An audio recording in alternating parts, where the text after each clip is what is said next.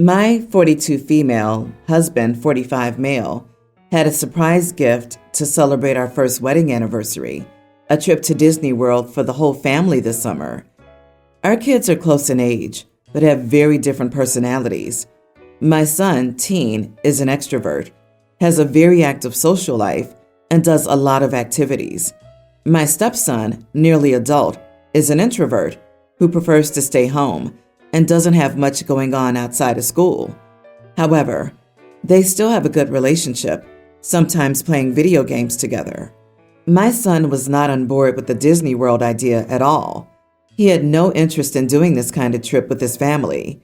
He was especially upset because it would make him miss his current girlfriend's birthday. He was really angry about the situation, yelling at me multiple times, demanding to stay at home instead of going on this trip, and accusing us of ruining his life. But on the other hand, my stepson was excited about the trip. My husband's used to having a kid with no friends when doing plans like this, so he didn't expect my son's reaction. Going just with my stepson would be anticlimactic. It wouldn't fulfill the original idea of it being a trip for the whole family. I also didn't want to leave my son alone with the house to himself. So we decided to leave them both, so my stepson could keep an eye on my son's behavior, while my husband and I had a romantic trip, just for the two of us. My stepson is sad because he wants to go on the trip, but my son is happy about the new plan. My stepson was more intense about his disappointment at first, crying and whining a lot, but he has mostly calmed down by now. I asked my son to include his stepbrother a little in his social life while we were out so he wouldn't be so lonely, and he said he would try to. My husband feels bad for his son being sad, but I'm convinced this is the best solution for everyone. Am I the idiot? What did I just read? I kept waiting to hear what the stepson did wrong, but no, it's your son who's an ungrateful brat, and the only thing your stepson did to warrant having his dream trip snatched away was checks notes. Being a decent human being, you now expect to do your job and parent your own kid. Here's an idea. Dad and stepson go to Disney. You and your entitled brat stay home. Having to put up with each other should be punishment enough for both of you. You are the idiot, OP. Yeah, what in the evil stepmother vibes is this? So you're punishing your stepson because of your son's behavior? Will he need to sweep the fireplace too while he's home? God, mother is entitled, the son is entitled, the stepson is suffering, and the dad is spineless. Did I get that right? Well, she's going to Disney after all. She clearly doesn't like her stepson, just by the disparaging way she describes him. So she'll be looking for reasons her son's misbehavior is the stepson's fault. My favorite was, so my stepson can keep an eye on my son. But I asked my son to try to include his stepbrother a little in his social life while we're out. Ridiculous and stupid logic. If she can't trust her son, she needs to hire him a babysitter, not punish her stepson. Oh man, did anyone else see that teen extrovert kid is going to have a house without parental supervision for days? And also, his girlfriend's birthday is on those days? Make whatever you like, guys. What could possibly go wrong? Son's gonna throw an epic party. Yep, the son will try to make OP a grandmother, and she's hoping the stepson will stop him. And if he does get a girl pregnant, it'll be the stepson's fault for not keeping an eye on him. How many ways can they make life miserable for the stepson? Take stepson to Disney and hire a 50-something babysitter to make sure the son behaves himself? Bet your son will suddenly want to go to Disney when he realizes he won't have unfettered access to the house for a party. A slight bit of context here. I, nearly adult female, am a metalhead. My wardrobe consists of over 200 band shirts, black jeans, a trouser chain, and big platform boots. I'm also heavily pierced and have stretched ears. I've dressed this way for close to 5 years. My family is accepting of it, and it's just the way it is. A few days ago, it was my niece's first grader birthday party. It was a mix of family and school friends, being accompanied by parents. My mom and I arrived late, and so most of the people were already there, including Annie and her daughter, Sarah, similar age. The party was being held in the back garden of my brother's house, so I made my way through the house and to the back. The second I stepped onto the patio, Sarah burst into hysterics when she saw me. I couldn't hear her fully, but I definitely heard, "Make her go away," somewhere in there. My brother led me and my niece back into the living room so my niece could show me her presence and Sarah could calm down. A little while passed, and Annie came storming into the house. She asked if I could please leave the party, as it wasn't fair that her daughter couldn't enjoy herself. She said that my appearance was scaring her daughter, and that I should have considered what I wore around little children. She kept insisting that I leave and let her stay there. My niece got upset, saying that she wanted me to stay because I'm her auntie. My brother agreed and said that if there was a problem, it would be her job to take Sarah home and not force others to do the work for her. She spent 20 minutes packing her stuff, returning the birthday presents, and mumbling expletives whilst giving me the side eye. Some of the other parents at the party agreed with Annie, but most didn't care. None of my family or my sister-in-law's family took Annie's side. I feel bad, but I also felt like I tried to alleviate the situation because I was more than happy to stay inside and keep out of Sarah's way. Am I the idiot? Not the idiot. Wow, I'm sorry that happened to you. Wow, people are really idiots. This mother wants her shield wrapped in cotton wool in a world in which she will never see anything outside of her current realm of experience. That'll be one insufferable child, and the situation will never exist. This mother is ruining her daughter's chances of living a fully rounded life with a variety of diverse experiences. Agree, that mom is doing a serious disservice to her kid if she can't handle being around people that dress differently. She was a guest in someone's home, and if she couldn't calm the kid down, she should have apologized for her reaction and calmly left.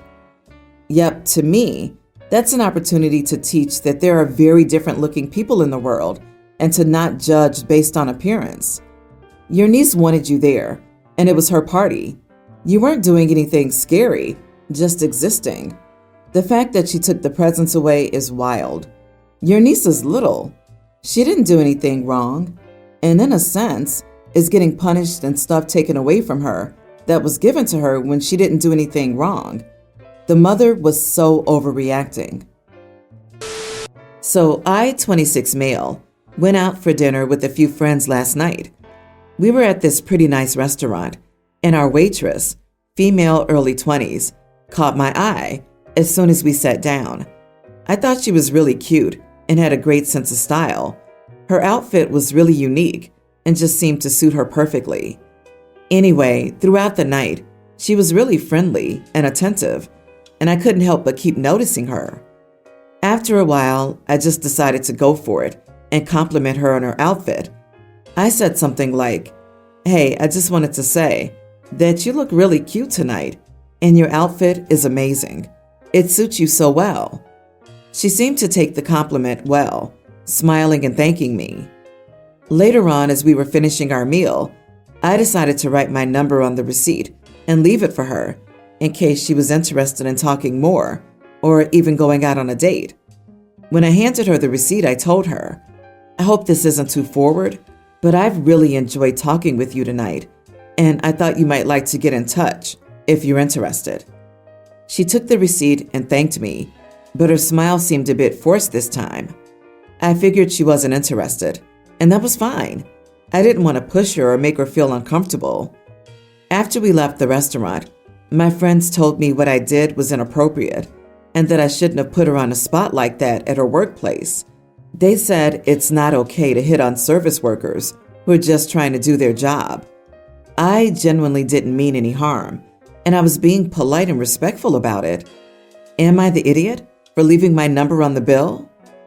OMG, people still do that? After all the talk and the awareness campaigns? The waitress is at her place of work. Her literal income depends on her being nice to customers, even if they're drooling, hounding, self-unaware specimens. Please repeat after me. She doesn't like you. She's trying to make a living. You are the idiot. Sheesh. Agreed. He was just too pushy in public about it.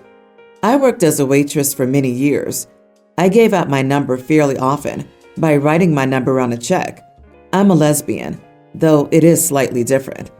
I also had a couple of situationships from following up with girls who left their numbers on checks, but no one ever cornered me, told me they were attracted to me, and handed me their number. That's weird. I've been in this uncomfortable situation a lot at work, and it's not fun. I just want to make it through the day, not find a date. I try to be nice about it. He crossed the line when he called her cute. I wouldn't think much of it if he just said, "I like your outfit," and quietly left his number. It would make it awkward the next time he came in, though. If you're wondering what you should and shouldn't say, pretend the waitress is a man. Would you say the same thing? If not, you're probably crossing a line. I, 37 male, am getting married this fall and have chosen not to invite my daughter Bella, teen, due to circumstances I'll explain in this story. Before people tell me that we should sit down and talk or do therapy, those options have been exhausted and are no longer viable. My ex-wife, Teresa, 38, and I don't have a good relationship. We started dating at 16 and then had Bella at 21. At first, everything was awesome, but then my wife started hanging out with a group of women, just not very good people. I refused to hang out with them. My wife started drinking heavily with this group and going out at night, leaving me with our daughter. I didn't like how she was keeping up our home either, as I worked full-time and she didn't. The final straw was when I was forced to come along bar hopping. Teresa got embarrassingly intoxicated, then started calling me a loser in front of everyone. This was not the first time she had publicly disrespected me. She habitually tried to show off to her friend by belittling me. I filed for divorce the following weekend. The original custody agreement was 50-50, which then changed because I asked for a DNA test on Bella. I had heard rumors and I wanted to confirm. My ex blew up and refused to allow a DNA test to be done, solidifying what I expected. My ex returned and got full custody because I refused to pay child support without a DNA test. This has been the arrangement for 5 years. I see Bella a few times a month. Her denying the test was all I needed to hear. It was cheaper than paying for one. And she wasn't chasing child support, so I wasn't going to go chasing a test that I already got a de facto answer to. I do what I can, but I don't have custody, so it's difficult. I'm engaged to one of my best friends, Chrissy, 33 female. We've known each other since college. Bella hates her for no reason. Chrissy wasn't even involved in my life once I got married. Bella, for some reason, thinks she's terrible. Chrissy's been nothing but nice to Bella. Recently, someone showed me Bella's social media, where she blasted us, saying how she had a deadbeat dad. Not true, as I paid for her and her mom for 7 years, and still give her money whenever I see her, and called Chrissy a witch in the same post. I was planning my invites for the wedding, and I did not invite Bella. She doesn't care for us. She called Chrissy a witch, and shamed me on social media, lying for attention. I also don't want drama at my wedding. It should be a fun time, not another event for Bella to hijack. My ex-wife found out about the wedding and asked about Bella's role. I told her she didn't have one because she wasn't invited. I called Bella and gave her my reasoning, as well as telling her that her social media post played a factor. She should be more careful about what lies she wants to put out there. She tried to apologize and say she would behave at the wedding. I told her that I knew she didn't like Chrissy or me that much, so why would she expect an invite? She called me an idiot, and we haven't spoken since. Am I the idiot? If you wanted a DNA test for 5 years, that means Bella was what? A tween when you decided you wanted one? This tells her that you only consider her your daughter and want 50-50 custody if she's genetically yours, even though you raised her from childhood. Weird hill to die on if you actually care about her at all, and weird to expect her to want to get along with your fiancé. You are the idiot. I wasn't going to go chasing a test, which I already got a de facto answer to. Look, they made up their mind and didn't care about the kid anymore. He never actually got the test, though. He took her refusal to take a test as definitive proof that Bella isn't his. There's still a chance Bella is his. I can't even fathom caring so little about a child you raised. From your daughter's perspective, you are a deadbeat dad. You could have gotten the DNA test yourself during your custody time, but it's a lot cheaper to just stop paying child support, isn't it? Gee, I wonder why she resents the father's fiancé, who abandoned her with an alcoholic mother. What a mystery. That poor girl. Yep, he wanted a plausible excuse to ditch his kid. He got one and is now crying about what a victim he is. OP, get a court order for a paternity test before you stop paying child support. So you also raised this child, but she isn't your daughter? That's a new depth of idiocy. OP's not the idiot. I have a question for you. Are you saying a man should keep paying child support for a kid he was lied to about because he was paying it before? Why should he not have the chance to enjoy the money he's making on what he wants? It takes two people to make a baby. If he was not one of them, he shouldn't have to pay. Also, why was the wife so against the DNA test? I don't know where you live, but if you lie to someone about the kid being theirs and they've been paying child support, you can get your money back in some places. About a month ago, I got a free bike from my cousin, an old red beach cruiser of unknown make. I needed a bike because my last one was stolen, and I'm too broke to buy a new one. My cousin then told me he had an old beat-up bike in his parents' backyard, and I could have it if I wanted it. When I picked it up, it looked like a mess, covered in mud, rusty chain, nicked paint, and dry cracking on the white sidewalls of the tires. There was even moss on it, but I took it anyway and thanked them. I got it home, cleaned it up, touched up the paint with nail polish, lubed the chain with WD-40, put new $7 grips on it, tightened the rear gear, cleaned most of the rust off any chrome, put on an aluminum kickstand that the bike shop tossed out as garbage, and it became my daily rider. The tubes and tires are still good, and I got it back on the road for less than $10. And honestly, I like it. Ride's a little bouncy, but the coaster brake is fun, and it's simple and reliable. The problem is, my cousin saw me riding it last week, and at first, he didn't recognize it as the same bike. It was so covered in mud previously that he thought it was rusted over. And now he says that I scammed him, and he wants $60 for the bike, or to give it back, so he can sell it.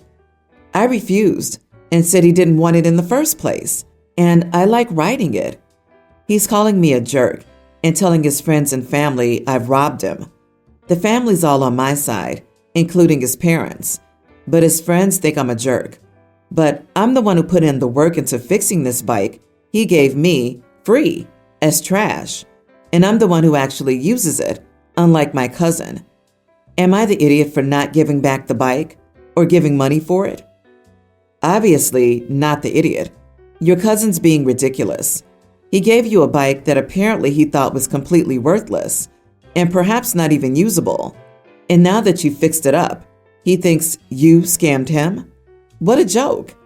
His friends are on his side because they're his friends and because he likely didn't explain the situation fully or correctly to them.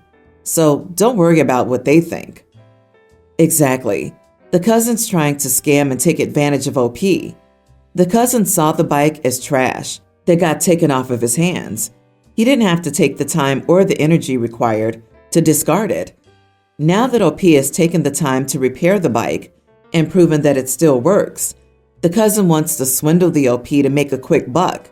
And as you said, the scammer cousin probably only told his friends half the story. Just make sure to lock the bike when away from it, as a side note. Call a bike shop and ask about their hourly rate for repairing a bike. Tell your cousin he can have the bike back, minus the cost of repair material, plus the labor you spent on it. I guarantee it'll be more than $60, and probably more than he could sell the bike for. He doesn't get to profit off of your labor for free. Don't even do this. Just tell your cousin a gift is a gift and to kindly F off. He is 100% in the wrong. Your whole family's on your side. Just ignore him. You did all of the work to restore it. It's yours now.